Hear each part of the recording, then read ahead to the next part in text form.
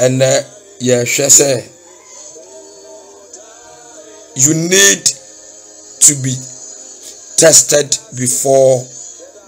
promoted. It was say yes soldier and sana ya pejao. Your Joseph life na so. Bible na say that crown of baby. Joseph and can she say oh baby ko or wakon to be too. And now was maybe a besumano. Or could our papa and kabi bisa anchireno. One fabi be and shenny till him say, Beba baba sumao. Or that sorry no pa no papa friend, Genesis chapter 37, verse number 13 and 14. Ubi to me a kind. Ayana because of time factor and inti. Or papa friend, and no catcher and say, Meba Usha, Unya Benjamin. Esuso is our own timing cause asome no over 17 years. Na Abraham penin formu eko adwuma.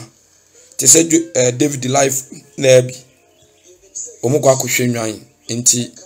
meti omo nka ache nti bomodin a na mensoma wo. Ne fa aduane komo omo e ba bi omo wo. Ti asem ni ye. Papa ne fra abofra no. Abofra na nka word. No say unuam no omo ko second. Awo mo hwenwan wo ho na menti omunka enti bomoden se obekọ na wo de aduane akomo wo mo asema akwa ne kan se papa menie I'm ready to go ma ye ready se meko ena okache ne se ko na okwa na wakohwe se de onuan mu sitie na wahwenwan ne soso na afi wasa aba ebiem na wabeka se de omu sitie ewo second go ani said the Abraham so ehuntie na Bible say na Joseph papa osuma I friend Jacob osuma Joseph ebra osuma na instant na abofra no response or the kind say daddy I am ready to go. I am ready to go. Enti asama papa ne kan ya ne se okay ene bobo aho we ni ade a obi a wutie mi o so odi kan hye ne nso ese as a student bia no you need to prepare. We are ready say ye go school a your try test ayam moya manie your dictation ye moya manie udru wa is a try test for books no pen go baby instant mon start it me dictation uso ma ne ye bobo instant na ya start na woko be se me busa ase asasi so a wabai unim se e ya adesua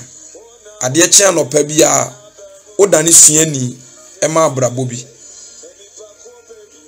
etoda na nso e kyerkyerefo ama abrabo bi ifisa ade bi a wunnim no usua de osu wunnim no o kyere enti every day ye suani ya sa e kyerkyerefo e wa abrabo mu na ye teacher ni a ondo bi nkyerkyere no ada bia ye nyina ye asuafo na se ene agenkwapa Jesus Christ ono ne Awurade da bia Awurade ne ye kyerkyerefo ono ne yedi kanfo ono ne di yenso enti e wo so obi ade hye ne tirimu se so far as otiase ne de ni teacher eso tiase eye ne master Jesus Christ enu nti no he can be tested at any time ebetumi ahwe aso wahwe biribia mu fa so tirimu sa yebetumi aso wahwe ebiribia mu na Awurade so omfa bone enso ye nhwe ye sampo no abofra no ye somakro no na yeja ene nanom epe na asem enti ye fra Joseph ene ma ne ne ma se o ba beko sumana ye ba be sumano na ye God's plans our dey be fulfilling ne ma bi Joseph life na obi a wutie mi bia no first I was so you be obedience to God ndabofrai no yesutie e ofie ho na ade ba ko e wo mu ni se Awurade ani so ade hunu ano wo ma sa abofre no no nam kwan bebiri so obema na bam nti ye frɛ na asemo kan ne sɛ papa meko ana yesuma Joseph ese onko no ngo hwe ni nuanom o ba bia oko o se Joseph busa asamba akopɛ somana na yeso ano na nye sɛ eye so easy saa ba bia na o ba beko no na enne me be kan asem ketewa bi atro ne ye de yasem na ba wiye ansa na de pia bontene nanka o reasons bibribe a obetumi aka se nko nko sekem no because no mu fie wo Hebron ena sekem no so eye about 60 miles every Hebron to Sekem no be 60 miles ena na Joseph so ya akora osua mpanifo ni nyina akọ na journey no so no enye kwan ketewa ade a ehu ena tie na ni nuanom so di kan akọ Sekem kora akodi bone wo ho akodi nkwasasem wo ho akunkum nipa no kora ya asem ba akọ a eda ho enu nti nanka obetimi ne komun obetimi adi be se 2 days e wo kwan so ansa na oduru ho ansa no time du Sekem ho de aduane na koma ne nuanom akọcheke se do mu sitie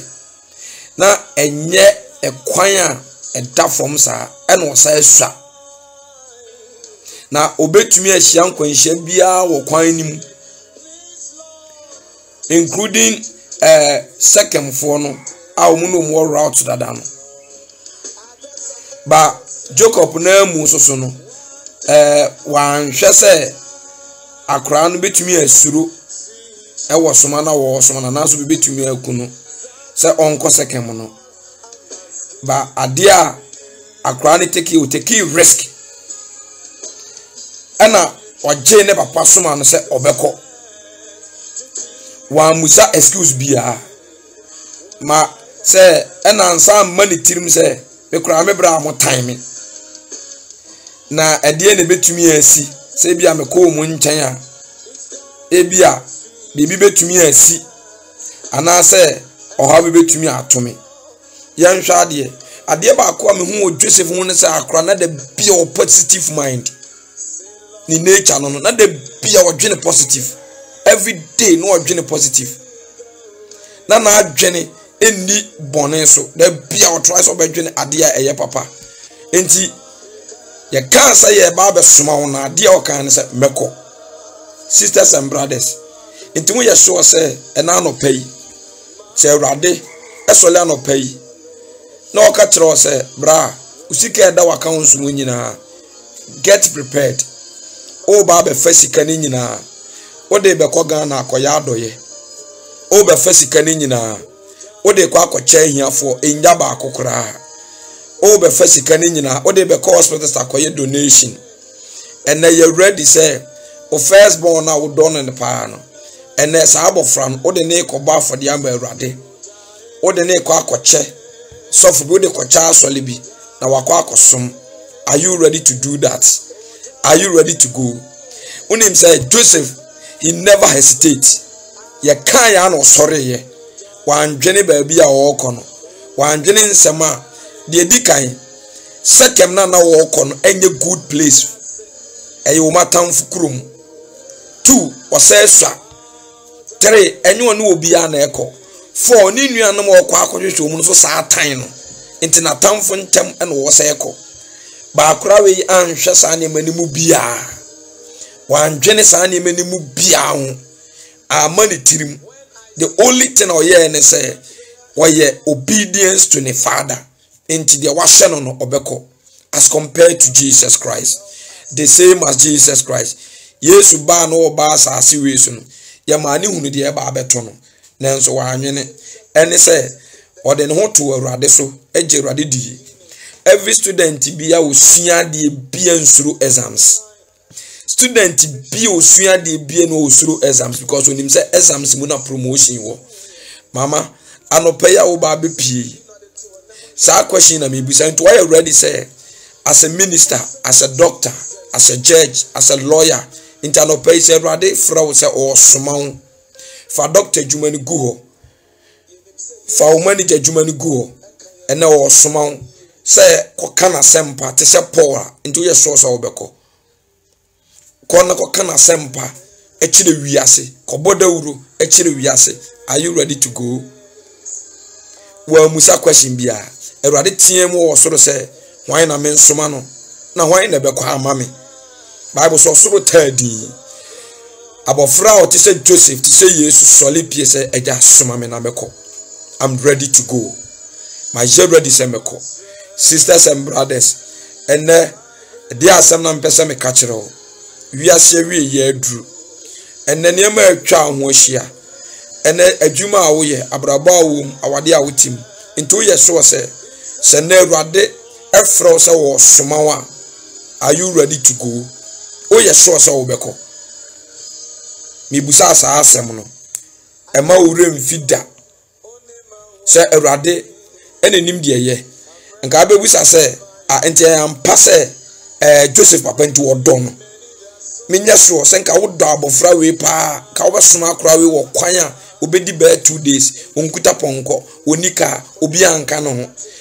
wo ye nipa obedwen sa papa no ko tan akra enso na papa ne mamu nyina one odono abrabo bi wo wa ba na obeye wo se ase ebekun ase rade town ase obesel asa abrabona ukom no situation na ukom no we dey wo wu awie evidence shows Erade town Erade mpe wa asem enko mfa mfa sa situation we mu enko masa me say Joseph abrabon ko an dey start deliberately mama enedey me ka cho say die wu no say Erade mfa boni bi nso obi nhwe da aso so obi hwa omane nka say Erade na so na ebia na nipa na akono na say Erade anka say so nipa ahwe so de boni so nipa ahwe de o so mfa boni so nipa nhwe ati say nipa na akono enti papa isuma ya osuma ne bai na nya say abofa ne boni mu na nya say wotan akora na say bi obekọ no akọwu ntia na nya say obekọ na bibia akoto ni ntia da bi da na nya sa if you say Joseph ye ne doba our man ntade nyina a edi adanse say oye unique e wo abusua ni nyina mu enne sisters and brothers ube pie Erade betumi aso wahwene Bible say the Lord tested Peter Erade saw Peter ne do ehwe ube pie Erade betumi akoso wo do ahwene obetumi akoso abodo chale ahwe obetumi akoso wayemye ahwe obetumi akoso wo gidi ahwe obetumi akoso wo papa ahwe obetumi akoso ontobo ase ahwe se ye no krampa se no kura sa wo abodo cheria Erade obetumi atest wahwene dai ama yahunu sa ampase emos ampase wodwesa ampase emos odome pa akwani nyane papa mu gidie hunu se ne papa dono nti ba bi obesoma ne bi obekọ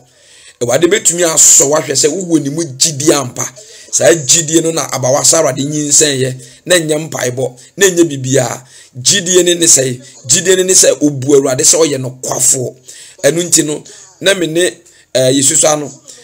mete story bi se emrantie mienu bi no mu ji omu papa die to the sense omutimi ka so papa betumi aso timaka if you say they have faith in their father, they trust him omu ji omu papa di enu ntimi nim se me teacher ni obetumi a promote me no exams no ba meye school am nko school teacher ni ntimi mfra me mama nso weda nti me pa school am komu no exams na meye nti na no pay sisters and brothers asema me catch on say Erade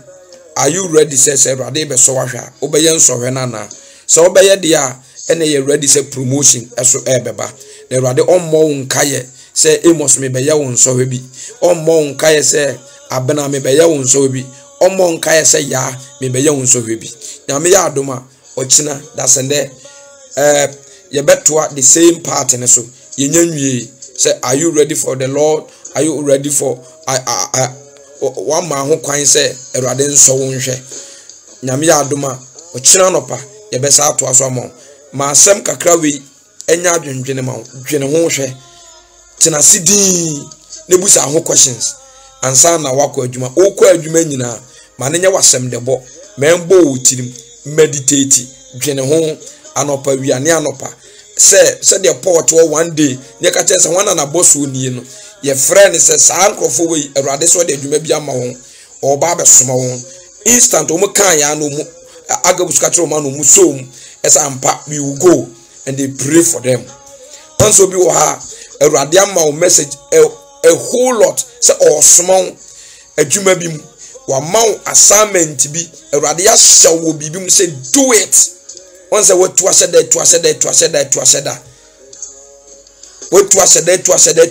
so one day just tell you are not ready to go. When you obedience to God, you don't love God, you don't have faith for him, and then Awurade shira ka krai so ma kodwene ho na minim say ebeso aba amount e wo Yesu Kristo timu and I ye bompaye. Amen. God bless you.